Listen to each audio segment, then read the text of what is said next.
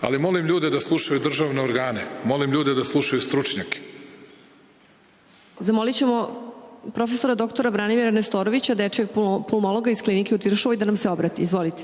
Hvala. Ja ne mogu da verujem da narod koji je preživao sankcije, bombardovanje, svakojako maltretiranje će se uplašiti najsmešnijeg virusa u istoriji čovečanstva koji na Facebooku postoji.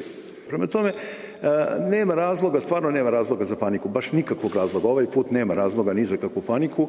Stvarno nemojte da verujete neproverenim informacijama. Znači se sve slabiji i slabiji. Inače je slab.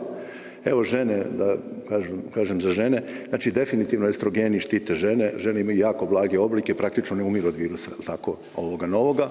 Prema tome što se žena tiče, vi slobodno u šoping. U Italiju čujem da će sada bude veliki popusti, će tamo da budu, pošto niko živi neće dođe, jel tako, u Italiju. Moram priznam, ja sam u početku bio zatečen kad je počeo ta priča, počela jer je virus bio smešan, mislim, znači, to je treća varijanta tog SARS-a, MERS-a, jel tako, koronavirusa. Ovo je treća varijanta, on je najslabiji od sva tri. I prve dve su prošle nezapaženo, sad ova treća jednom je to neka, vidim, zatvaraju se granice, avioni ne lete, mislim, potpuna besmislica.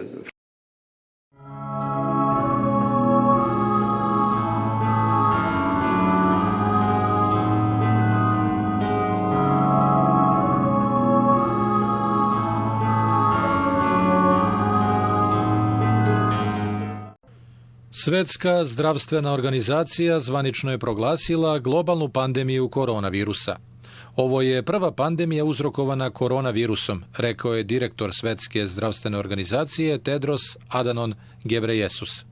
Prvi čovjek ovog tela dodao je da se broj slučajeva izvan Kine uvećao za 13 puta u posljednje 2 nedelje.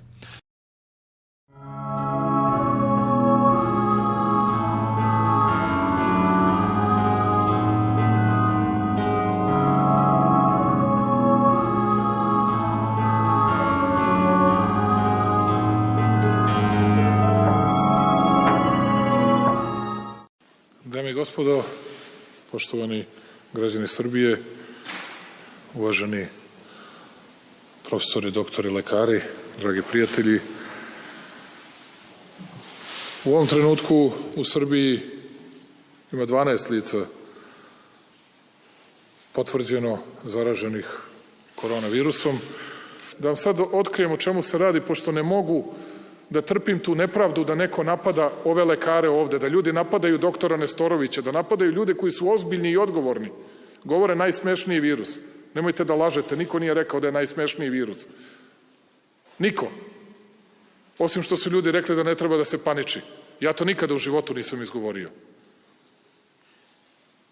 I nemojte da lažete.